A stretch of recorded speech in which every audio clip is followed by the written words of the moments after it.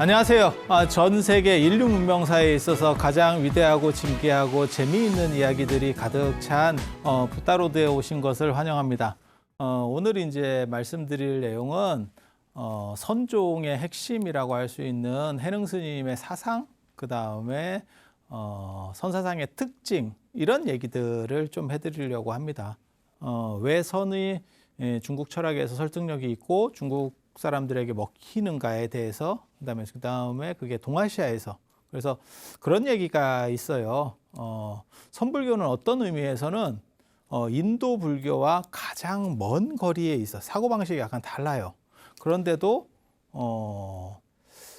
동아시아 불교에서 가장 핵심이 선이에요.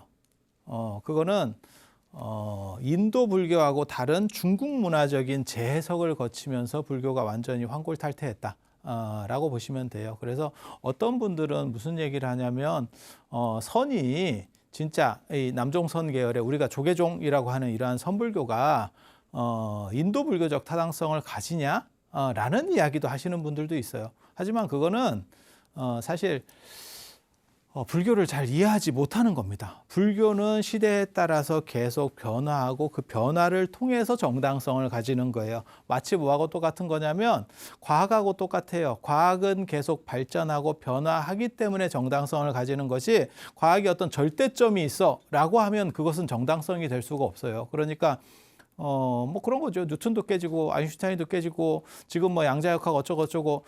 아인슈타인이 요즘 들어서 가장 풍자적인 요소로 많이 나오는 게 뭐냐면 양자역학 같은 얘기가 처음 나왔을 때 아인슈타인은 다 인과론적인 이야기들을 했거든요. 그래서 신은 주사위 노름을 하지 않는다라는 이야기를 했어요. 그러니까 그렇게 우연으로 되는 게 아니야. 다 이런 필연적 법칙이 있어. 라고 했다가 지금 짤로 돌아다니고 있는 상황이 됐죠.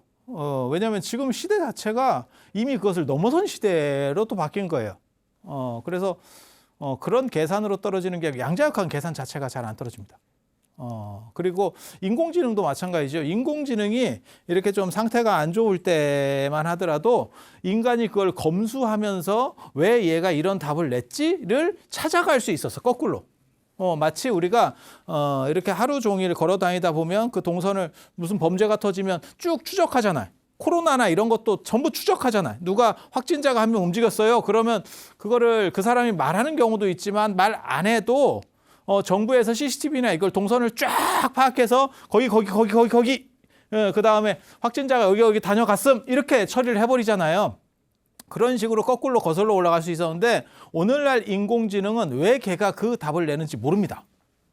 인간으로서는 더 이상 이제 확인할 수가 없어요. 우리도 마찬가지거든. 우리도 너 왜 그거 선택했어? 뭐 결혼할 때 너 왜 저 사람이랑 결혼했어? 이러면 이유를 댈 수는 있지만 사실 그 근본적인 거는 명확한 답이 없어요.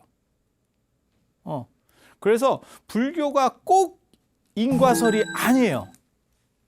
그 부분도 사실 생각을 해야 돼요. 그래서 불교는 인과를 얘기하지만 그건 현상적인 이야기고 그와 동시에 인과를 넘어선 걸 이야기합니다. 그게 열반이고 깨달음이에요.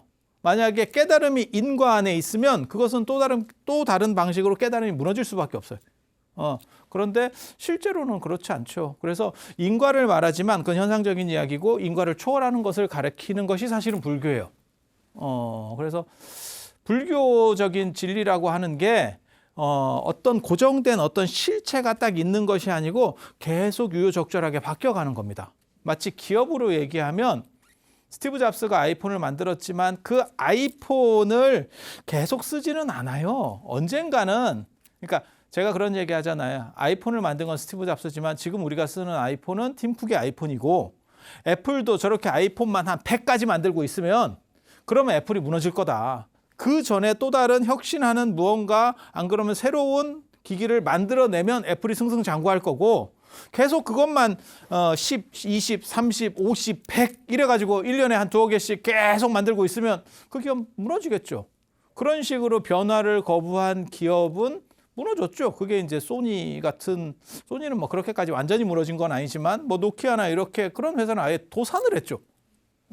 그래서 그런 식으로 간다라고 생각하시면 돼요. 그래서 마이크로소프트 같은 경우도 마찬가지예요. 우리가 생각할 때는 마이크로소프트 하면 윈도우 파는 회사 아닙니까? 라고 하지만 윈도우 비중이 이미 확 줄었어요. 확 줄어버리고 그 다음에 이제 클라우드나 이런 저장 장치 쪽으로다가 걔네가 바꾸고 그게 성공함으로 인해서 마이크로소프트 주가가 엄청나게 올라가는 거거든요. 그러니까 마이크로소프트라고 하는 그 정체성은 윈도우에 있는 게 아니고 그런 식의 어떤 흐름들을 계속해서 갈아타면서 있는 거다.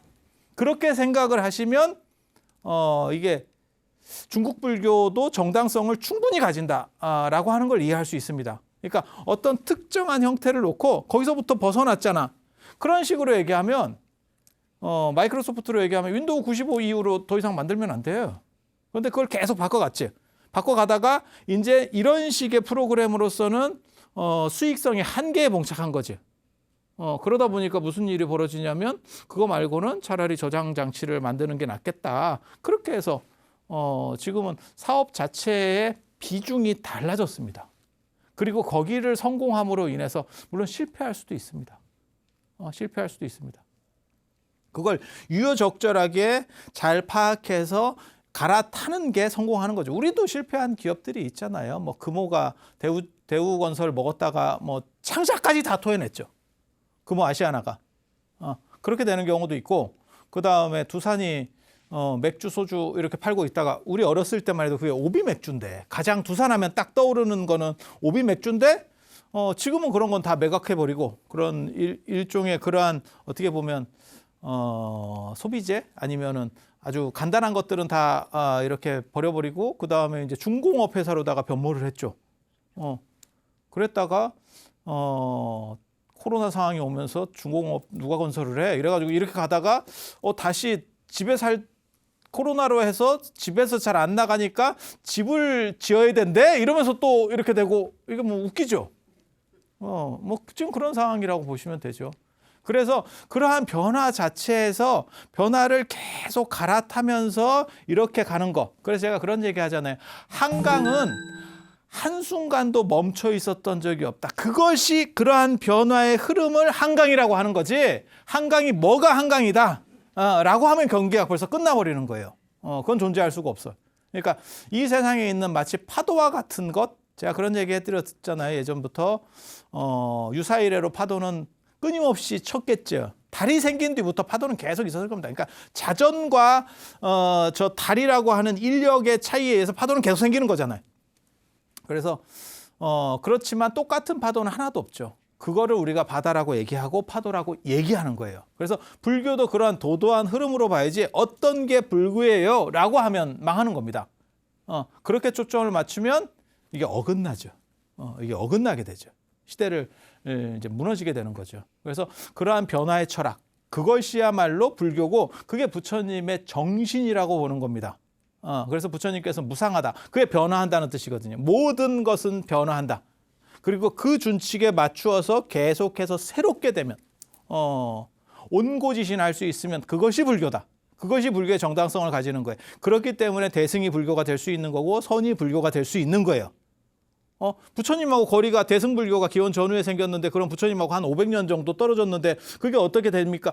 그 정신을 잃은 거예요. 마치 뭐하고 똑같은 거냐면 우리는 대한민국 사람이지만 우리는 그러면서도 조선의 정신을 계승하고 있고 그다음에 고려의 정당성도 가지고 있고 삼국시대의 흐름도 가지고 있는 거죠. 우리 민족이 그렇게 간 거죠. 그러면 내가 고려나 조선이나 삼국시대를 살 수 있느냐? 그건 아니에요. 그건 아니에요. 그거는 역사 속에 존재하는 거고. 그것이 일부가 지금 우리에게 남아서 흘러가고 있는 거죠. 그렇게 봐야 불교를 제대로 보는 거예요. 그래서 저는 이제 좀 옛날 거야말로 그 오리지널한 거야말로 제일 좋아라고 말하는 사람들, 그러니까 초기 불교가 뭐 어때요? 라고 말하는 사람들한테 저는 그렇게 얘기하는 거예요. 그게 뭐하고 똑같은 거냐면 우리식으로 말하면 단군 숭배랑 비슷한 거예요.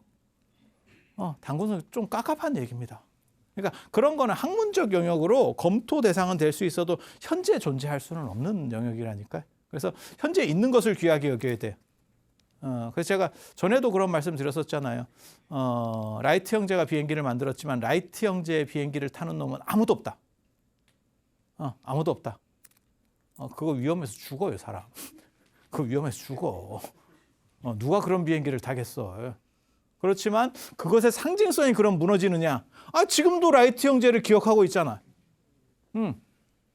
보잉을 우리가 타지만 보잉기를 누가 만들었는지 잘 몰라요. 저도 잘 몰라. 설마 보잉이 만든 건 아닐 거야. 그죠? 그건 기종명일 거야. 그죠? 그런 거죠. 그런 거죠. 그래서 그런 식의 흐름, 그러니까 정신을 계승하고 그것을 이어나간다라고 하는 흐름 속에 존재한다라고 봐야 되는 거예요. 그걸 마치 예전에 뭐가 있었어라고 해서 화석처럼 막 시조새 화석을 보듯이 이런 식으로 접근하면 그것은 존재하지 않았고 의미가 없다는 게 아니에요. 그것은 지금 현재적 가치는 있을 수가 없습니다. 그게 현재적 가치가 있으면 사실은 더 이상 진화 안 한다고. 제가 전에 그런 글을 썼었거든요. 신문에다가 상어는 너무 빨리 최종 단계로 오는 바람에 수만 년 동안 더 이상 진화를 안 해. 인간 말고 상어에 대한 포식자는 존재하지 않습니다. 인간 말고는. 그리고 인간도 최근 들어서 상어를 이길 수 있는 거지. 그냥 생각해봐. 이게 어떻게 이겼겠나. 딱 봐도 견적 안 나오잖아. 그래서 상어는 더 이상 진화하지 않는 게 진화를 멈춰버렸어요.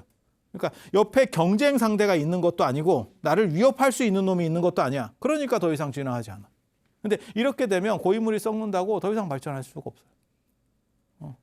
그래서 가장 사실 최강자는 주변이 없어도 스스로 계속 진화할 수 있을 정도의 자기 비판력을 가졌을 때, 종교도 그렇고 예술도 그렇고 문화도 그렇고 그게 가장 생명력도 있고 가치가 있는 거예요. 그 자체로 무슨 시조새 화석처럼 이렇게 암모나이트처럼 뭐 이렇게 딱 화석으로 갖고 있는 거, 그건 죽은 겁니다.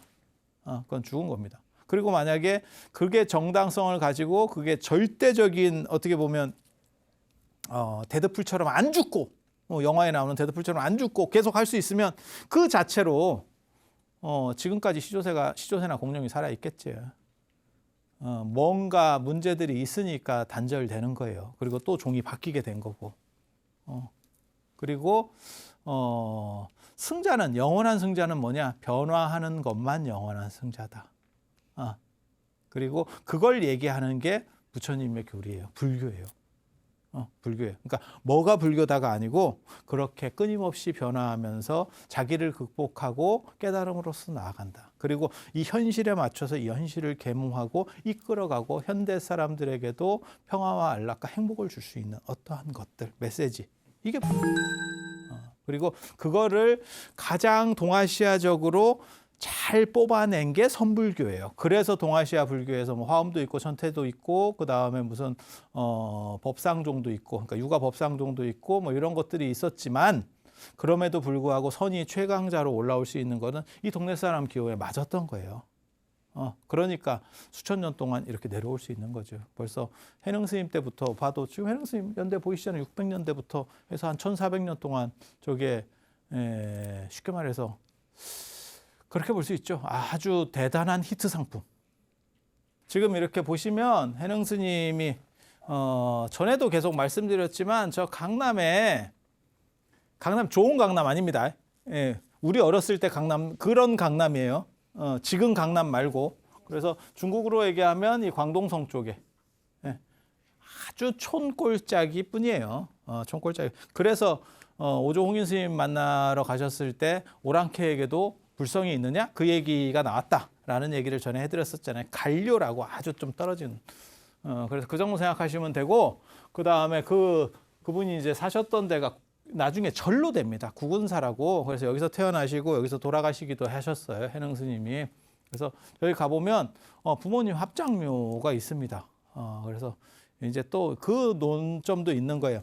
과연 부모님을 절에다가 저렇게 무덤으로 모시는 게 정당하냐?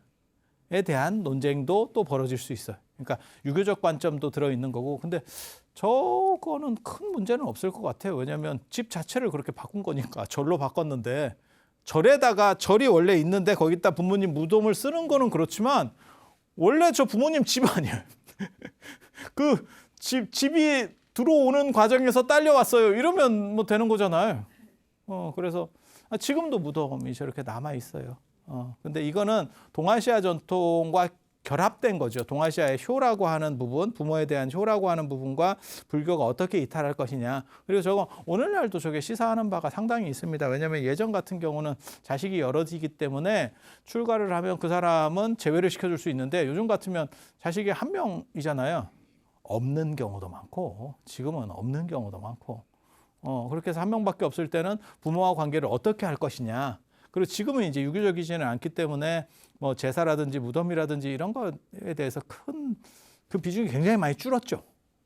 그 비중이 많이 줄었는데 예전에는 이제 저런 문제들이 벌어지니까 그래서 합장릉이라고 하는데 아버지가 먼저 돌아가셨어요. 그래서 어머니를 이제 뭐 모시고 어렸을 때 그런 얘기들이 나오거든요. 그런 걸로 봐서 아버지가 먼저 돌아가셨고 이제 나중에 같이 이렇게 무덤을 썼는가 봐요. 그래서 여기서 이제 돌아가시거든요. 해능 스님이. 이게 되게 재밌다고. 이게 이제 다 광주 쪽에, 이 남쪽에 이렇게 가면 다 해능 스님 유적지를 순례할 수 있는데, 그래서 저기가 조금 추울 때 가도 굉장히 좋아요. 우리 추울 때 가도 저기는 따뜻하거든. 그래서 저기 가면 마지막 해능 스님이 돌아가실 때 저 육신을 어디다 모실 건가? 해능 스님이 현존하는 가장 오래된 등신불입니다. 여러분이 쉽게 이해하는 등신불, 안 썩는 등신불. 원래 그 안 썩는 게 꼭 등신불은 아니에요. 그런데 그냥 여러분들에게 쉽게 말씀드리려고 하면 이렇게 육신 자체가 안 썩고 보존된 가장 오래된 케이스가 해능 스님입니다. 그래서 지금도 남아 계세요. 지금도 남아 계세요. 어디 계시냐면 지금은 어디에 모셔져 있냐면 요 남아선사라고 하는데 모셔져 있습니다. 이게 예전에 보림사였고 여기가 이제 조계산이라는 게 있어요. 조계산에 이 남아선사라는 절이 있어요. 그래서 나중에 조계종이 되는 거거든요. 우리가 조계종이 되는 거거든요. 그래서 저게 이제 예전에는 보림사였다가 지금은 남아선사예요. 보림사였다가 그리고 왜 조계산이냐면 앞에가 개울이 있는데 그게 조계예요. 조계. 그래서 조씨집 개울. 앞에 개울 이름이 그 동네가 다 조씨 땅이에요. 조씨 땅. 그래서 그 개울 이름이 뭐예요? 그러면 조씨네 개울 이래갖고 조계야. 그리고 그 산 이름이 뭡니까? 이러면 그냥 조씨네 개울 뒷산 조계산. 옛날 얘기를 하는 거예요. 옛날 얘기. 요즘 같이 이렇게 막 이렇게 하는 게 아니고 그냥 그런 식으로 이름이 붙은 거예요. 그래서 조계산. 그리고 거기에 이제 절을 만들어서 이 처절이 굉장히 크거든요. 그래서 저거 이제 남아선사라고 하는데 이 어른이 이 조사전이에요. 조사전에 모셔져 있어요. 이렇게 가운데 이렇게 오칠을 하고 안 썩는 거를 이제 오칠을 했죠. 그리고 티베트 쪽보다 요 광동성 쪽에서 이렇게 육신이 안 썩는 게 훨씬 더 진귀한 거예요. 이유가 뭐냐면 티베트 쪽은 거기가 지대가 높기 때문에 산소가 희박하고 그래서 미생물 번식이 건조해요. 그러니까 산소는 적고 건조한 기후대거든요. 그러면 잘 안 썩을 확률, 부패가 잘 안 될 확률이 훨씬 높습니다. 이해가 되시죠? 제가 그래서 그런 얘기 해드리잖아요. 중앙아시아나 안 그러면 실크로드 쪽 그다음에 이집트에 가시면 뭐가 있냐면 파다 보면 미라가 나와요. 그러니까 미라로 이걸 막 어떻게 장치를 한 게 아니고 그냥 묻었는데 미라가 된 거예요. 왜냐하면 수분 증발이 워낙 빠르거든요. 그럼 미생물 번식 제대로 못하면 그냥 미라가 되는 거예요. 그래서 가죽 겉에 있는 부분에 수분이 쫙 빠져나가 버리면 이게 미생물이 들어와서 번식할 만한 게 안 됩니다. 그리고 너무 젊은 분이나 그 다음에 이제 밥 먹고 돌아가시면 빨리 썩습니다. 나중에 여러분들의 팁을 드리는 거예요. 팁을 드리는 거예요. 너무 많이 드시지 마세요. 돌아가실 때쯤 되면. 왜냐하면 이게 이 위장에 있고 이런 것들이 이제 음식이 덜 분해된 것들이 거기서 미생물들이 계속 증식이 돼서 이게 이렇게 되는 거거든요. 이해가 되시죠? 그래서 장기하고 뇌 이런 데서 문제가 돼요. 이런 데서 문제가 돼. 그러니까 헤로도토스의 역사나 이런 데 보면 이집트에서 미라 만드는 거 보면 이걸 다 빼내죠. 빼내죠. 빼서 방부 처리를 하는 거죠. 근데 빼기만 해도 사실 잘 안 썩어요. 우리 생각해 보면 우리도 그렇게 방부 처리 아니고 그냥 빼고 그냥 말려서도 하는 게 있잖아. 황태, 북어 뭐 이런 거. 잘 안 썩잖아. 개업집에 그거 1년 동안 걸어놔도 끄떡 없던데? 그래서 내가 그거 그렇게 걸어놓은 거 보고 무슨 생각했냐면 전쟁 날 때 대비 하나 저렇게 나중에 먹을 거 없으면 저거라도 뜯어먹으려고 하나. 이렇게 걸어놓은 집 지금은 많지 않은데 저희 어렸을 때만 해도 그런 집들이 있었죠. 이렇게 개업집 가보면 실에다가 이렇게 묶어가지고 뭔가 뭐 이랬는데 그래서 그런 정도 생각을 하시면 돼요. 그래서 저 광동 쪽은 저 남쪽이라서 저희가 고온 다습 지역이에요. 그래서 저런 데서 안 썩는다라고 하는 거는 훨씬 힘든 일이에요. 훨씬 힘든 일입니다. 그래서 그런 생각하시면 되고 이 어른이 구은사에서 돌아가셨는데 어떻게 해야 되지? 이제 제자들이 어디에 저 어른을 모셔야 될까? 라고 했대요. 그렇게 해서 향을 어떻게 얘기하냐면 향을 피워가지고 향연기가 가는 쪽에 모셔야겠다. 이게 이 어른의 뜻인갑다. 그렇게 해서 향을 피우니까 저 남아선사 쪽으로 가서 남아선사에 모시게 됐다. 보통은 돌아가신 데 모시는 경우들이 많이 있거든요. 그렇게 해서 아마 고택에서 돌아가셨다는 거는 당신 집에서 돌아가셨다는 건 저거 수구초심 아마 그런 걸 거예요. 그러니까 고향에 가서 돌아간다. 예전 유교식 생각하시면 돼. 집에서 마지막 임종 본다. 이해되시죠? 네. 그런 정도 생각과 연결돼 있다. 그러니까 부모님도 모시고 그 다음에 당신이 태어난 곳에서 돌아가시고 이게 다 유교적인 측면들이 작동을 하고 있구나 라고 보시면 돼요. 그래서 제가 그런 얘기 해드리잖아요. 전에 저희 어렸을 때만 해도 객사는 집에 들이지 않는다라고 하는데 지금은 오늘날은 집에서 돌아가시다가도 돌아가실 때 되면 객사를 시킨다. 이게 지금 문화가 확 바뀐 거죠. 진짜. 야, 이렇게까지 바뀔 수 있나? 싶을 정도로. 싶을 정도로. 그래서 그런 정도 생각을 하시면 되고, 그 다음에 또 이제 광효사라고 하는데도 이게 유명합니다. 이게 이거 얘기해 드린다는 게 그렇네. 여기 남아선사에 가면 되게 재밌는 게 맨 뒤에 저 탁석정이라고 있어요. 탁석정. 해능 스님이 돌을 탁 치니까 물이 뿜어져 나왔대. 그래서 거기 가서 이제 그게 그 물을 이렇게 좀 하면 뭔가가 될 것 같은 영험한 물이야. 영험한 물. 줄 더럽게 길어. 줄 더럽게 길어. 그래서 해능 스님이 지팡이로다가 이렇게 탁 쳐가지고 돌을 때렸더니 거기서 이제 물이 쫄쫄쫄 나오게 됐다라고 하는 좀 진기하긴 진기합니다. 그래서 한참 동안 진짜 줄 서야 물 한 번 먹는다.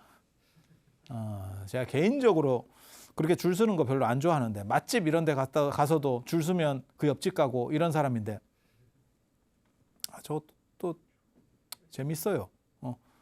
그래서 예전 어른에 대한 어떤 추억 이런 거죠. 그러니까 사람들이 계속 생각하고 기리고 싶은 이런 생각들이 있는 거예요. 이런 생각들이 있는 거예요. 그래서 그 어른이 뚫어놓은 물이 계속 나온다라고 하는 거는 그 어른은 아직 돌아가시지 않았다라고 하는, 그러니까 돌아가셔도 완전히 끝난 것이 아니다. 그래서 우리는 그걸 통해서 간접적으로 계속 접촉할 수 있다. 뭐 이런 추모의 의미라고 보시면 돼요. 대부분 저런 식의 스토리는 제가 지금 해석한 것처럼 그런 뉘앙스를 담고 있다라고 보시면 돼. 그러니까 그분은 완전히 돌아가셨지만 여러분도 그렇게 생각할 수 있잖아요. 뭐 아버님이 쓰시던 유품 뭐 이런 것들. 근데 유품이 아니고 그 정도에서 끝나는 게 아니고 뭔가 계속해서 변화하고 그다음에 생동감이 있는 거야. 그러면 나는 그것을 통해서 그분도 거기를 만졌었고 나도 그걸 만짐으로 인해서 지금과 또 연결될 수 있는 거예요. 1400년을 격해서 내가 해능 스님과 연결될 수 있다. 뭐 이런 생각들을 하는 거예요. 그래서 그거는 후대 사람들의 희망이 집결될 때 저런 식의 스토리들이 나옵니다. 그리고 왜 우리나라는 조계종이냐면 말 나온 김에 잠깐만 말씀을 드릴게요. 이런 거 사람들이 잘 모릅니다. 해능 스님 때문에 조계종이 된 건 맞고요. 그런데 처음에 조계종이라고 하는 명칭이 나온 거는 고려시대 중기입니다. 그런데 이게 실제 하는 게 아니고 유령종파예요. 그러니까는 종파가 두 개가 있습니다. 선종과 교종, 그리고 선종 안에 다시 두 개가 있어요. 그게 저 남종선, 해능 스님 계열의 남종선. 그 다음에 하나가 천태종입니다. 보통은 선종이 이렇게 이거를 같이 씁니다. 그래서 선종하면 이렇게 씁니다. 근데 천태종도 선종 안에 들어가요. 천태종도. 그리고 교종에 두 개가 커요. 뭐 열반종도 있고 뭐 법화종도 있고 뭐 오만 여러 가지들이 얘기들이 있지만 다 필요 없고, 그러니까 뭐 율종도 있고 다 있지만 센 것만 말씀드린 거예요. 센 것만. 여기 화엄종 다 들어보셨던 화엄종. 그다음에 육아법상종. 육아법상종. 요 네 개가 제일 세거든요. 그러니까 불교가 선종과 교종 이렇게 두 개가 있고, 그런데 문제는 이 천태종이 한국 얘기하는 겁니다. 한국. 중국에서는 이게 이런 종파들보다 더 먼저 만들어진 종파예요. 이건 수나라 때 만들어지고, 이게 지금 이거 당나라 초기, 당나라 조금 지나서 그 다음에 당나라 중기 이렇게 만들어지기 때문에 해능스님 지금 600년 중기는 아니구나. 이제 조금 초기에서 넘어가는 성당 시기. 그때 만들어지는 거니까 천태종이 제일 빠른데 우리나라에는 천태종이 안 들어왔어요. 그래서 그걸 드리는 분이 누구냐면 대각국사 의천 스님입니다. 문종의 넷째 아들, 고려시대 때 어떻게 보면 가장 성군이라고 할 수 있는 게 문종이거든요. 그래서 문종의 넷째 아들인 대각국사 의천 스님이 들어왔어. 그러니까 훨씬 늦게 들어오는 거예요. 그래서 오히려 이런 종파들보다 시작이 느립니다. 근데 그렇게 하는 이유가 뭐냐면 대각국사 의천 스님이 문종의 넷째 아들로 왕자인데, 그 당시 불교들이 이렇게 세력들이 나눠가지고 찌부작짜부작 하고 있으니까, 서로 경쟁하고 있으니까 이거를 하나로 아우를 수 있는 무언가가 있었으면 좋겠다라고 해서 천태종을 만들고 요걸 이렇게 하나로 싸보려고 하는 거예요. 정권 차원에서 이제 후원을 받으면서. 이해가 되시죠? 그렇게 해서 천태종을 만들었더니 스님이 없잖아. 당연히. 그러니까 어떻게 돼? 편입을 받아야지. 새로 스님들을 계속 모집할 수는 없고, 그거는 이제 시작했으니까. 학교를 세웠는데, 학교를 세우면 원래 1학년부터 들어가야 되는데, 이거는 별로 좀 마음에 안 들지. 왜냐면 대학을 세웠는데 이제 1학년부터 뽑아가지고 어느 세월에 대학이 되겠어. 그러니까 왕이 밀어주고 당신이 위치가 높으니까 그냥 이렇게 편입을 다 받았지. 자, 들어올 사람 여기 지금 조건 좋습니다. 경력직 우대 이렇게 했다는 거예요. 자, 교종 스님들이 이 천태종으로 많이 갈까요? 아니면 선종 스님들이 많이 갈까요? 초록은 동색이라고 지금 같은 선종 안에 있잖아요. 그러니까 이쪽 스님들이 대거 가는 거예요. 근데 그 당시에 이 남종선이 뭐냐면 구산선문이라고 하는 거니, 소위 우리나라에 있는 구산선문. 구산선문 들어보셨죠? 이 구산선문 중에서 제일 잘 나가는 데가 사굴산문. 사굴산문, 여기 이제 범일국사 통요스님, 그 다음에 진울스님, 그 다음에 나홍스님. 이 사굴산문. 그 다음에 가지산문. 이게 도의국사에서 시작을 해가지고, 그 다음 일현스님, 삼국유사의 일현스님, 그 다음에 태고보호스님. 뭐 이런 분들이거든요. 저 두 개가, 그러니까 구산선문 중에서 저 두 개가 이강체제, 투톱체제. 누가 제일 많이 피해를 입었을 것 같아요? 저쪽에서 계속 사람들이 빠져나왔겠죠. 저쪽에서 다 빠져나가요. 다 빠져나가니까 무슨 일이 벌어지냐? 나중에 진울 스님이 무슨 생각을 하는 거냐면, 진울 스님이 이 천태종과 대항하는, 우리는 구산선문으로 찢어져 있지만 범 하나의 남종선계를 묶어야 된다. 우리는 외부 적이 생겼음으로 인해서 우리가 단합해야 된다. 우리끼리 충돌해서는 안 된다. 그게 범남종선이고, 범남종선, 그거를 조계종이라고 얘기한 거예요.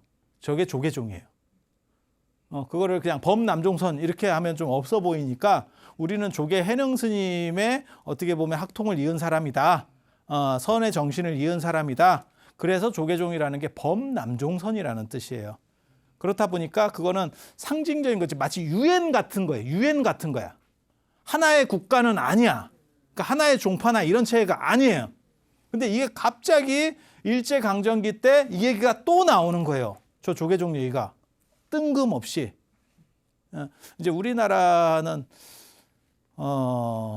조선 후기, 그 다음에 이제 조선 말하고 구한말 이런 때 오면 이제 나라가 상당히 이렇게 떨어지잖아요. 그러다가 이제 일본이 이렇게 우리나라를 이렇게 먹었지. 그러니까 그거는 이해를 하셔야 돼요. 뭘 생각하셔야 되냐면 떨어지니까 먹었어라고 하는 건 정당성은 없는 거예요. 떨어진다고 해도 그것의 결정은 국민들이 할 수 있는 거지. 우리가 해야 되는 거지. 떨어지고 조금 이렇게 얼빙해졌다 그래서 센 놈이 확 잡아먹었어. 이게 정당성이 될 수는 없어. 이해가 됩니까? 그러니까 뭐가 똑같은 거냐면 어떤 분이 약간 지능이 떨어져. 그러니까 그 사람을 내가 이렇게 좀 데려다가 싸게 해서 노동력을 착취할 수, 그건 정당성이 될 수 있는 게 아니에요. 그건 그 사람의 결정에 따라야 되는 거예요. 그래서 우리가 약간 얼빙해졌다고 해서 일본이 먹은 게 정당성이 될 수가 없어. 근데 일본 놈들은 또 뭐라 그러냐면 너네가 우리 때문에 이제 뭐 개화도 되고 쉽게 말해서 좀 발전한 거 아니냐, 철도도 깔고. 야, 그건 그렇게 얘기하면 안 되지. 그건 그렇게 얘기하면 안 되지. 아니, 그 말이 틀린 건 아니야. 하지만 그게 우리를 위해서 네가 해준 게 아니잖아. 네가 우리 등골을 빠르려고 한 거 아니야.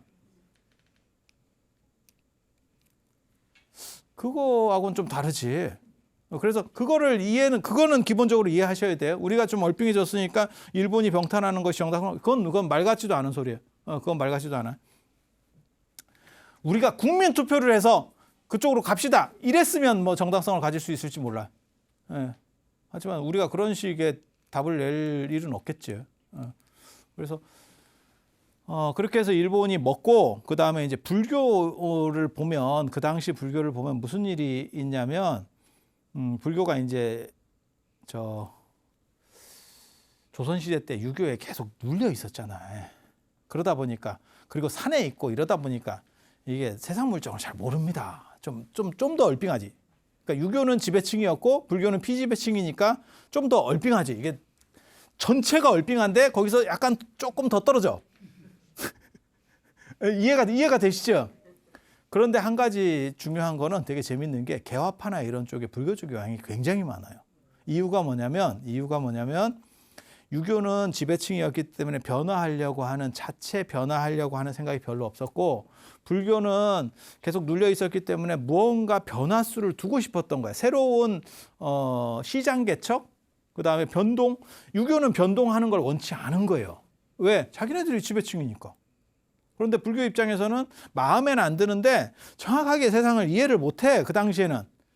불교만 이해 못하는 게 아니고 유교도 이해 못하고 조선 왕실도 이해를 못했어요. 세상이 어떻게 변화하는지를 몰랐어요. 정확하게. 네. 청나라가 대단한 나라인 줄 알았었고 그때도 대원군도 그런 생각을 하고 있었던 거 아니에요. 그렇지만 실제로 어땠어요? 아편전쟁 때 3,000명한테 다 깨졌는데 청나라가 3,000명한테 넘어갔는데 그런데도 정신을 못 차리는 게 조선이었고 그 뒤로도 정신을 못 차립니다. 그래도 청나라가 굉장한 나라인 줄 알았었어요. 그런데 산속에 있는 스님들 입장에서는 더 이게 정신이 어두운 거지. 이건 뭐 지금 같은 시절이 아니잖아.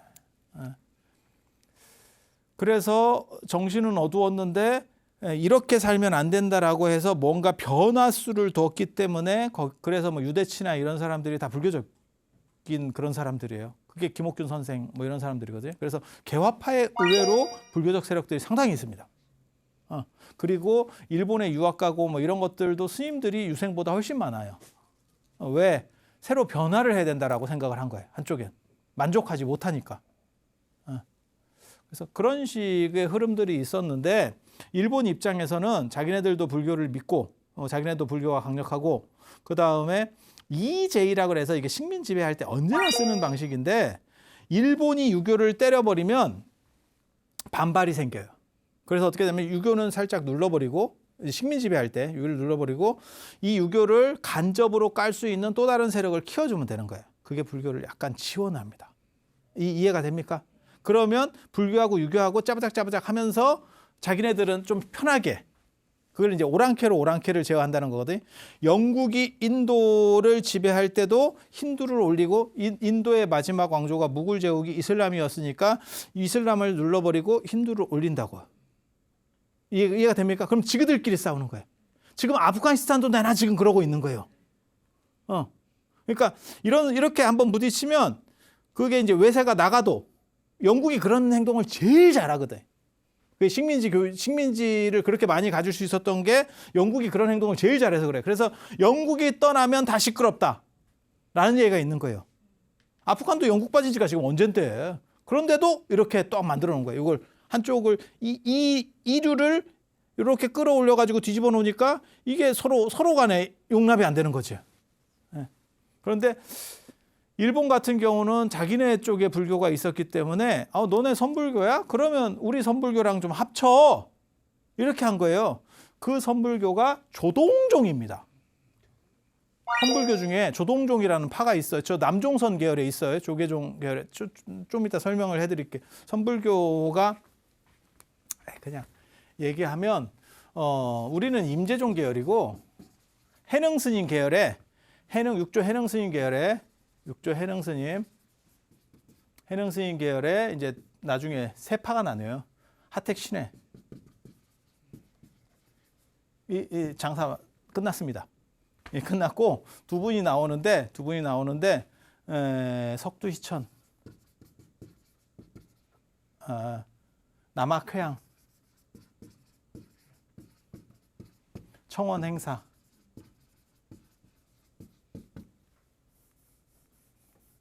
이렇게 두 분이 나오고 여기에 석두희천,